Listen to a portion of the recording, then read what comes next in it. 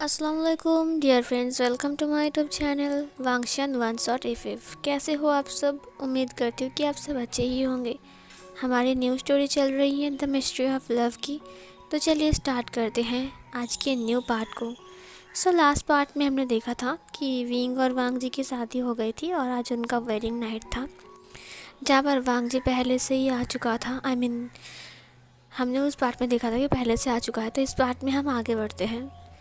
Wing की हवा tight हो गई थी जब उसने वांग जी से सुना कि बहुत ज़्यादा ब्यूटीफुल है। उसने कहा अपने माइंड में, क्या ये ब्यूटीफुल ब्यूटीफुल बोल कर मेरे करीब आने की कोशिश करेगा? मुझे लगता है इस बूढ़े इंसान को लात मार के इस बालकनी से बाहर फेंक दूँ। वांग जी ने फिर से कहा, तुम फिर से वही गलती दोहरा रही हो विंग। विंग ने कहा, इसको सुनाई दे रहा है क्या मैं कुछ भी बोल रहा हूँ? वांग जी ने कहा, तुम ज़ोर से क्यों नहीं बोलते हो? इतना क्यों डर रहे हो, जबकि अब हम दोनों हस्बैंड वाइफ हैं? विंग ने कहा, ए। वांग जी ने अपने हाथ को बढ़ाया था। विंग ने कहा, देखो, हस्बैंड वाइफ है इसका मतलब ये नहीं तुम कुछ भी करोगे। तुमने मेरे फादर मेरे अंकल और मेरे आंटी को डराकर धमकाकर शादी किया है, समझी? मैं तुम्हें अपना हस्बैंड इसलिए मानता हूँ क्योंकि हम दोनों के बीच शादी का रिश्ता है, लेकिन दिल से मैं तुमसे अपना नहीं सकता हूँ, समझी? वांग जी ने कहा, विंग तुम ऐसे क्यों बोल रहे हो? मैं तुम्हारा हस्बैंड हूँ, तुम मुझसे ऐसे बात नहीं कर सकते हो। विंग ने कहा, देखो, सब लोग तुमसे डरते हैं, इसका मतलब ये नहीं कि तुम जो बोलोगे मुझे वो करना पड़ेगा। मैं तुमसे नहीं डरता हूँ, समझे? विभूषण तुमसे नहीं डरता है। विभूषण बहुत हिम्मत वाला इंसान है। वांग जी ने कहा, अच्छा। वो विंग के करीब आने लगता है। विंग ने कहा, मुझसे दूर रहो। देखो, तुम कुछ नहीं कर सकते हो। तुम एक ओल्ड मैन हो, तुमको समझ में नहीं आता है कि मैं एक यंग बॉय हूँ। ये बोलकर विंग उसे धक्का देता है। वांग जी थोड़ा सा अलग होते हुए कहा, क्या कहा तुमने मुझे? विंग ने कहा, तुम एक ओल्ड मैन हो, old man, old old old. तुमको समझ में आ रहा है? पता नहीं तुमको कैसे चुल मची है। तुम देख देख तो पा रहे हो ना कि मैं एक यंग बॉय हूँ। तुम फिर भी मुझे ज़बरदस्ती यहाँ पर लेकर आए हो, वो भी शादी करके, ताकि तुम्हें कोई कुछ ना कहे। तुम सबको डराते क्यों हो? तुम ऐसे क्यों बोला वांग जी? मुझे समझ में नहीं आता है। मैंने सुना है मेरे अंकल से कि गोसू पहले खुशी का माहौल था गोसू में।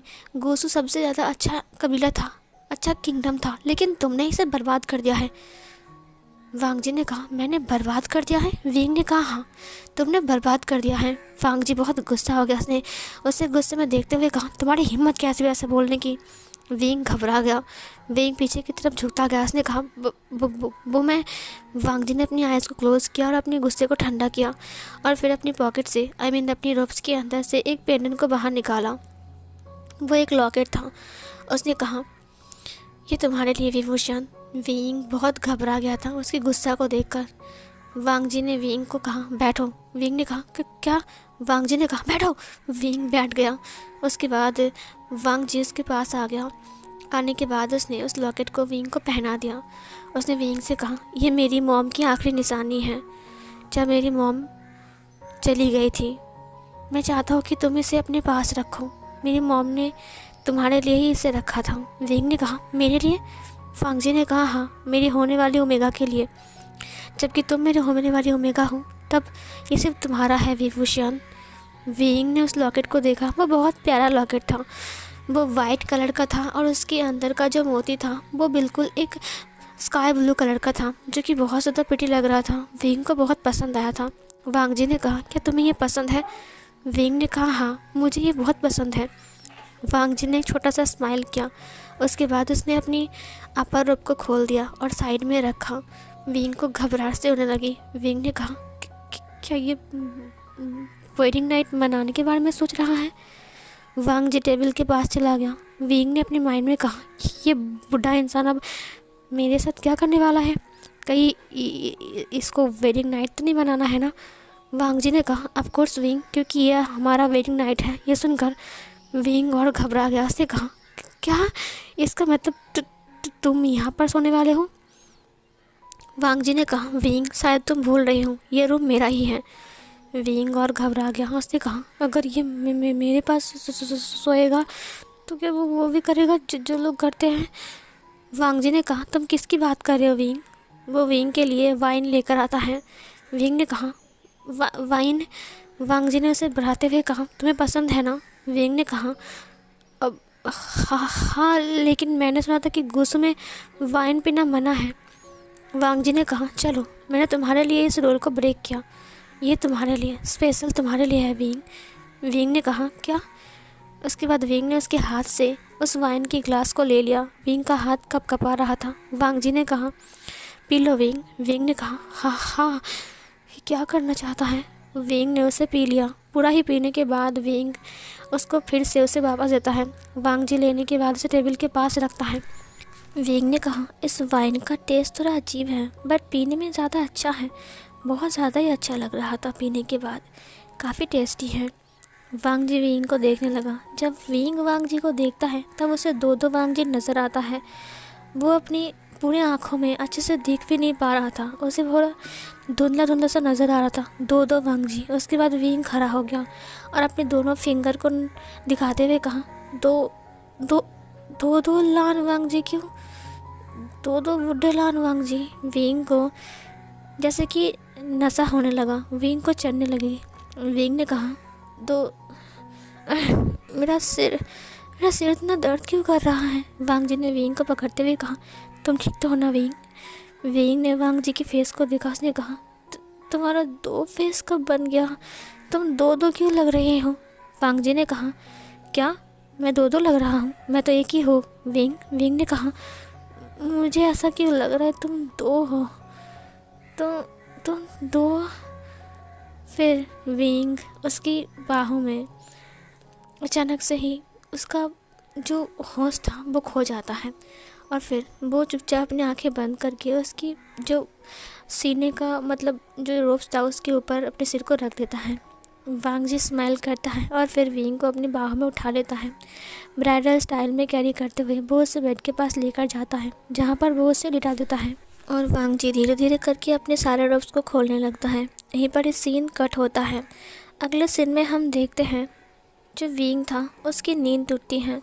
जब विंग की नींद टूटती है तब वो बिस्तर में अकेला ही सो रहा था। वो इधर उधर घूमने जाता है लेकिन उसकी बॉडी में अचानक से पेन फील होने लगता है। उसे बहुत ज़्यादा ही पेन फील होने लगता है। वो इतना ज़्यादा पेन फील कर रहा था कि वो उठ भी नहीं पा रहा था। उसने कहा, ये क्या हो रहा है? उसका सिर भी बहुत ज़्यादा भारी था। विंग को कुछ भी याद नहीं आ रहा था। विंग ने कहा, मुझे कुछ भी याद क्यों नहीं आ रहा है? मुझे अजीब लग रहा है। विंग अपने सिर को पकड़ता है। थोड़ी देर बाद विंग को याद आता है कि वांग जी ने उसे एक वाइन का ग्लास दिया था। उसके बाद वो पीने के बाद पता नहीं विंग को क्या हो गया था। फिर विंग को कुछ भी याद नहीं था। विंग ने कहा, क्या? विंग ने अपने आप को देखा। वो सिर्फ इनर रोब्स में था, उसके सारे रोब्स नीचे बिखरे हुए थे। विंग ने कहा, क्या मेरे वेडिंग रोब्स? विंग नीचे आ गया। विंग चल भी नहीं पा रहा था। विंग की बैक पे बहुत ज़्यादा पेन फील हो रहा था। यहाँ तक कि विंग के लोअर बॉडी पार्ट में भी बहुत ज़्यादा पेन फील हो रहा था। उसने कहा, ये सब क्या है?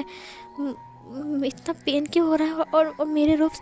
उसने, ओ गॉड, उसने क्या किया? उसने अपने आप को ही दोनों हाथों से कवर किया। उसके बाद वो सोचने लगा। फिर वो वेडिंग रोब्स को संभाल कर अलमारी में रखने लगता है। उसने कहा, क्या?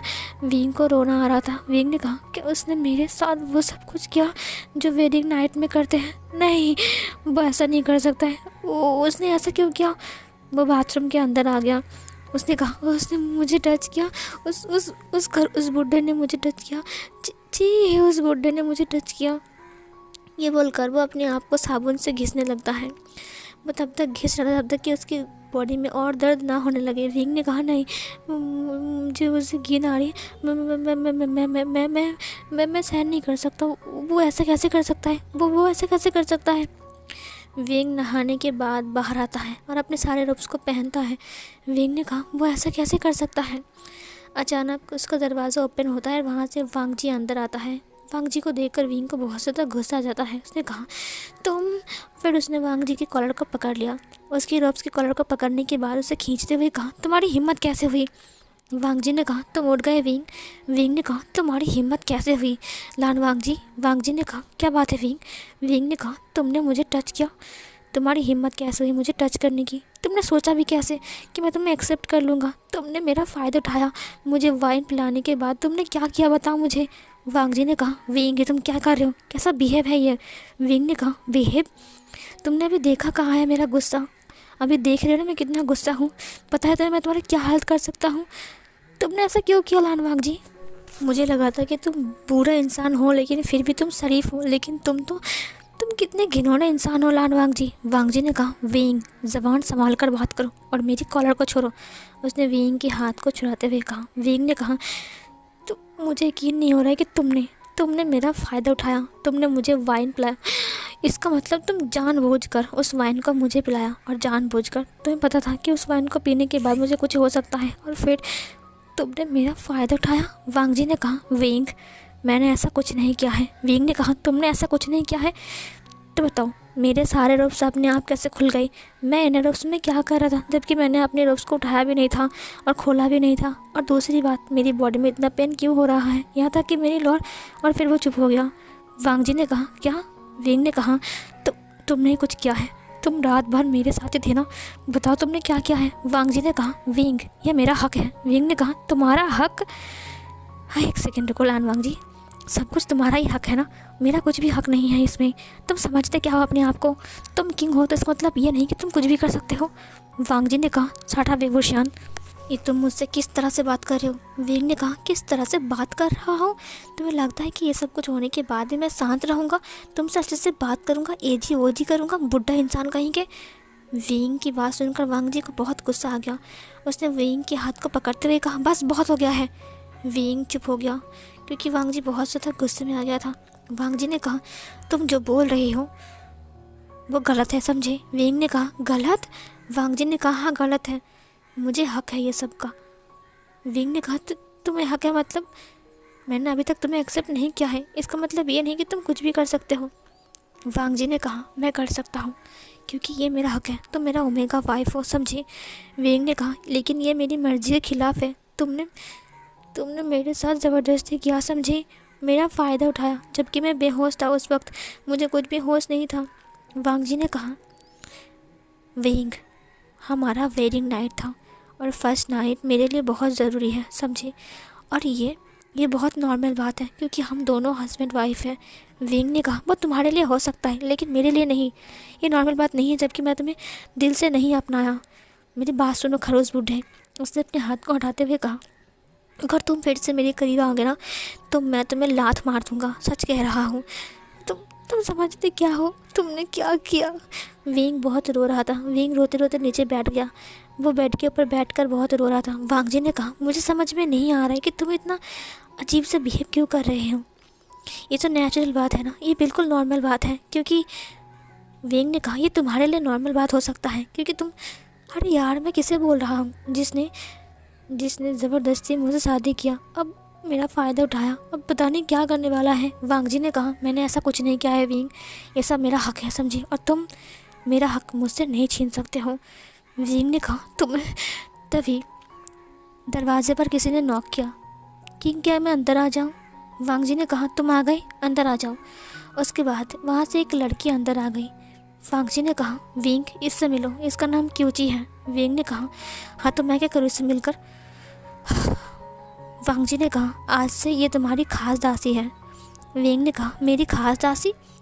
वांग जी ने कहा, हाँ, तुम्हें महल में कहीं भी जाना हो क्यूजी तुम्हें लेकर जाएगी, और तुम्हें कुछ चीज़ की ज़रूरत पड़े तो तुम क्यूजी से बोल सकते हो। विंग ने कहा, अच्छा, क्या मैं खुद नहीं कर सकता हूँ? वांग जी ने कहा, नहीं विंग, तुम इस महल का ओमेगा क्वीन हो और मैं चाहता नहीं हूँ कि तुम कुछ काम करो, मैं चाहता हूँ कि तुम बस हुक्म करो। विंग ने कहा, जैसे कि मेरी अब तक बहुत चल रही है। यह सुनकर वांग जी ने कहा, विंग तुम ढंग से बात करना सीखो पहले। विंग ने कहा, और तुम अपना बिहेव को ठीक करो, समझे? विंग ने कहा, तुम कुछ भी नहीं कर सकते हो, तुम किंग हो इसका मतलब? वांग जी ने उसकी माउथ को पकड़ते हुए कहा, हम दोनों हस्बैंड वाइफ के अलावा यहाँ पर कोई और भी है, हर वक्त चिल्लाना बंद करो, यहाँ पर चिल्लाना मना है, समझे? विंग ने कहा, विंग चुप हो गया। क्यूची ने विंग को ग्रीट किया। वांग जी ने कहा, क्यूची, विंग को कुछ भी चीज़ का ज़रूरत पड़े तो विंग तुमसे कहेगा, तुम उसकी हेल्प करोगे, ठीक है? विंग बहुत ज़्यादा गुस्से में वांग जी को घूर रहा था। वांग जी ने कहा, मुझे कुछ ज़रूरी काम है, क्यूची तुम विंग का ख्याल रखना, विंग तुम घबराना मत, क्यूची को मार्शल आर्ट आते हैं, विंग तुम्हारा रक्षा भी कर सकता है क्यूची। विंग ने कहा, मुझे इसकी कोई ज़रूरत नहीं है, मैं खुद की रक्षा खुद कर सकता हूँ, तुम्हारे रहते तो मैं बिल्कुल भी सुरक्षित नहीं हूँ। वांग जी ने कहा, विंग विंग चुप हो गया। उसके बाद वांग जी ने कहा, क्यूजी इसका ध्यान रखना, मैं जा रहा हूँ। क्यूजी ने उसे ग्रीट करते हुए कहा, जी किंग। उसके बाद वांग जी उस रूम से बाहर चला गया। विंग बहुत रो रहा था। क्यूजी ने कहा, राजकुमार विंग आप इतना क्यों रो रहे हो? विंग ने कहा, मेरे रूम से बाहर जाओ, मुझे अकेला रहने दो, मुझे अच्छा नहीं लग रहा है। क्यूजी ने कहा, लेकिन आपको अच्छा क्यों नहीं लग रहा है? विंग ने कहा, मैंने कहा जाओ यहाँ से, मुझे अकेला रहने दो। क्यूजी ने कहा, ठीक है राजकुमार विंग, बस कुछ पल के लिए, उसके बाद मैं आ जाऊँगा। ये बोलकर वो लड़की बाहर चली गई। विंग बहुत रो रहा था। विंग ने कहा, पता नहीं कल रात उसने क्या क्या किया होगा, उसने मेरे साथ, मुझे बहुत अजीब लग रहा है, कितना घिनौना इंसान है, बुढ़ा इंसान कहीं के। ये बोलकर विंग और ज़्यादा रोने लगता है। सीन कट होती है। सीन कट होने के बाद हम इधर वांग जी को देखते हैं जो अपने कबीले के अंदर आ रहा था। वहाँ पर शाओचन नाम का एक लड़का था। शाओचन जो कि वांग जी का मतलब साथ रहता है हमेशा, एक असिस्टेंट की तरह। वो वांग जी से कहता है, किंग क्या आपने विंग से बात किया और क्यूची आ गई? वांग जी ने कहा, हाँ मैंने बात कर लिया है। अब शाओचन, मुझे मुझे तुमसे एक बात कहनी है। तुमने वो किताब तो पढ़ा होगा ना, जहाँ पर लिखा था कि जब गुस्सो में एक नया वारिस आएगा तब शायद सब कुछ ठीक हो जाएगा। तुम्हें क्या लगता है? उसने कहा, मुझे नहीं पता। शाओचन और वांग जी दोनों ही साथ में जाने लगते हैं। वो लोग एक अजीब सी जगह पर जाते हैं। एक टनल के अंदर से होकर वो उस जगह पर पहुंचता है जहाँ पर एक बहुत बड़ा गार्डन था और गार्डन में फूल खिले थे। वहाँ पर बहुत सारे जानवर भी थे, तितलियाँ भी थी और पंछियाँ भी गाना गा रहा था। वहाँ पर बहुत सारी मूर्ति खड़ी थी, जैसे कि कुछ डिसिपल्स हो, और उनके सामने 2-3 मूर्ति खड़ी थी, जिनमें से एक ऐसा लग रहा था कि अंकल टाइप का इंसान और एक बहुत ज़्यादा यंग बॉय। अब इन दोनों की बात करते हैं। जो अंकल टाइप का इंसान था वो था लान कोरैन, और एक और मूर्ति था वो लांस जैन की मूर्ति है। वांग जी की आंखों से एक बूंद आंसू नीचे गिर गए। जैसे ही आंसू नीचे गिर गए, वांग जी की जो बॉडी था वो चेंज होने लगा। उसकी बॉडी चेंज हो रही थी, धीरे धीरे करके उसकी बाल वाइट से ब्लैक हो रहे थे। वो बिल्कुल यंग बन चुका था। वांग जी इतना ज़्यादा हैंडसम लग रहा था, जैसे कि उसे देखकर कोई भी लड़की आसानी से हार्ट अटैक करके मर सकता है और फिर उसके प्यार में गिर सकता है। अगर विंग इस लान वांग जी को देख लेगा तो शायद विंग जीना ही भूल जाएगा। लान वांग जी की ब्लैक कलर की बाल हवा में लहरा रहे थे। उसकी ताज भी बिल्कुल नई बन गई थी। उसकी स्किन कितना मुलायम और कितनी सुंदर बन चुका था। वांग जी बिल्कुल भी बुरा इंसान नहीं लग रहा था। वहाँ पर जो शान था उसने कहा, किंग मुझे लगता है कि ये आपको नहीं करना चाहिए। आप कितने दिन तक ऐसा करते रहोगे? इससे आपकी आत्मिक ऊर्जा और आपकी गोल्डन कोर को बहुत ज़्यादा खतरा है और चोट पहुंच रही है। आप जैसे ही इसको यूज़ करते हो और ऐसा करते हो तो आपका बाल सफ़ेद हो जाता है और आप एक बूढ़े इंसान लगते हो। वांग जी ने कहा, बट इन्हें ज़िंदा रखने के लिए मुझे अपनी आत्मिक ऊर्जा का इस्तेमाल करना पड़ेगा। ये बोलकर वांग जी वहाँ पर बैठ गया मेडिटेशन करने के लिए, और धीरे धीरे करके उससे एक नीली रोशनी पैदा होती है, जिससे वो उस मूर्ति के ऊपर प्रयोग करता है, जहाँ पर वो मूर्ति पहले बिल्कुल नई तरह की बन जाती है, जिसे देखकर बहुत ज़्यादा अच्छा लग रहा था और ऐसा लग रहा था जैसे कि मूर्तियाँ सांसें ले रही हो। शान ने कहा, पता नहीं क्या होगा। वहाँ पर वो ब्लू फायर फोनिक्स भी आ गया था, जो कि हवा में उड़ रहा था और धीरे धीरे करके उसकी शक्ति भी कम हो रही थी और वो नीचे आ गया। उसे खून की उल्टी होती है। शान ने कहा, राजकुमार रुक जाइए, ऐसा मत कीजिए। उसके बाद वो रुक गया। जैसे ही उसकी आत्मिक ऊर्जा उसने मूर्तियों को दिया, वैसे ही उसकी बाल फिर से सफ़ेद हो गए और वो फिर से एक बूढ़ा इंसान की तरह लग रहा था। श्यान ने कहा, हर हफ्ते आप ऐसा ही करते हो, जिससे आपकी आत्मिक ऊर्जा जितनी जमती है उतनी ही ख़त्म हो जाती है। वांग जी ने कहा, भविष्यवाणी अगर झूठ नहीं हुई तो जल्दी से ही सब कुछ ठीक हो जाएगा। फिर से अंकल और गगा पहले की तरह बन जाएंगे। श्यान ने कहा, हाँ लेकिन आपको ऐसा नहीं करना चाहिए। वांग जी ने कहा, अगर मैंने ऐसा नहीं किया तो ये लोग मर जाएंगे। यहाँ पर हमें ये पता चलता है कि वांग जी अपनी आत्मिक ऊर्जा को देकर उन्हें जिंदा रखता है। लान कोरैन और सिचैन यहाँ पर जिंदा है, लेकिन वो मूर्ति बन गए हैं। लेकिन वो लोग क्यों मूर्ति बन गए हैं ये लोग हम बाद में जानेंगे। वांग जी ने कहा, अंकल और गगा आप लोग चिंता मत कीजिए, सारे डिसिपल्स और सबको मैं बिल्कुल पहले की तरह ठीक कर दूँगा। उसने ब्लू फायर फोनिक्स को देखा, वो उसके पास आ गया। उसने कहा, मुझे पता है मेरी वजह से तुम्हें कितना तकलीफ़ हो रही है। तुम जहाँ भी अपने पावर का इस्तेमाल करते हो वहाँ पर सब लोग मूर्ति बन जाते हैं। तुम चिंता मत करो, तुम भी बहुत जल्दी ठीक हो जाओगे। लोग हमारे बारे में गलत जानते हैं, उसके बाद सब कुछ ठीक होने के बाद मैं तुम्हें अपने अंदर संभालूंगा, तुम बिल्कुल सही रहोगे। ब्लू फायर फोनिक्स एक चीख मारता है। जैसे कि वो वांग जी को ग्रीट कर रहा था, शियान ने कहा, किंग मुझे लगता है कि हमें बाहर जाना चाहिए। वांग जी फिर से बुढ़ा बन गया था और वो लोग उस टनल के माध्यम से फिर से बाहर आते हैं। और बाहर आने के बाद शियान ने कहा, क्या आपको लगता है आपका वारिस जल्दी आने वाला है? फिर वांग जी ने कहा, हाँ, मैं उसे लाने की पूरी कोशिश करूँगा। शियान ने कहा, क्या विंग मानेगा? क्या आपको विंग ने एक्सेप्ट कर लिया है? वांग जी ने कहा, मुझे नहीं पता, मुझे लगता है कि विंग ने मुझे एक्सेप्ट नहीं किया है और ना ही कभी करेगा। एक यंग बॉय कभी किसी ओल्ड इंसान को एक्सेप्ट करता है क्या? मैं उसके सामने एक ओल्ड मैन हूँ। फिर शियान ने कहा, आप सच्चाई क्यों नहीं बोलते हो? वांग जी ने कहा, अगर मैं सच्चाई बोलूँगा तो शायद ये श्राप कभी ना टूटे। ये सुनकर शियान ने कहा, तो फिर क्या होगा? वांग जी ने कहा, कुछ नहीं होगा। फिर इधर शियान ने देखा कि पेड़ सूख रहे हैं। वांग जी ने कहा, मुझे पता था कि पेड़ अब सूखने लगेंगे। धीरे धीरे करके वहाँ की घास भी सूख रही थी। शियान ने कहा, क्या आप फिर से मेडिटेशन करने के लिए बैठोगे? वांग जी ने कहा, वो मैं कल करूँगा। शियान ने कहा, अगर आप ऐसे ही अपनी अपनी आत्मिक ऊर्जा को देते रहोगे तो एक दो दिन आप तो सच में बूढ़ा ही बन जाओगे। वांग जी ने कहा, मुझे फ़र्क नहीं पड़ता, मैं चाहता हूँ जल्दी से मेरा बच्चा इस दुनिया में आ जाए और फिर वो सब कुछ ठीक कर दे, पहले की तरह कर दे। गुस्सू हरा भरा हो जाएगा, बिल्कुल पहले की तरह। ये बोलकर वो फिर से अपनी आत्मिक ऊर्जा का इस्तेमाल करने लगता है। शियान ने कहा, पता नहीं कब आपकी वो बच्चा आएगा और फिर सब कुछ ठीक हो जाएगा। भविष्यवाणी में कहा गया था, दुनिया का सबसे सुंदर ओमेगा से शादी करना पड़ेगा, उसके बाद आपका एक छोटा सा बेबी आएगा और फिर आप जाकर ये सब कुछ ठीक कर सकते हो। लेकिन वो दिन कब आएगा मुझे समझ में नहीं आ रहा है राजकुमार। धीरे धीरे करके तब ख़त्म होते जा रहे हो। वांग जी ने कहा, जब तक वो नहीं आएगा तब तक मैं हार नहीं मानूंगा, तब तक मैं अपने कबीले को सुरक्षित रखूंगा, कुछ नहीं होगा, तुम चिंता मत करो। ये बोलकर वो आगे चला गया। शियान ने कहा, पता नहीं विंग आपको कभी एक्सेप्ट कर पाएगा कि नहीं। मुझे नहीं लगता कि कभी विंग आपको एक्सेप्ट करेगा। गॉड प्लीज़ विंग को और किंग को एक कर दीजिए ताकि हमारा कबीला बिल्कुल पहले की तरह हरा भरा हो जाए।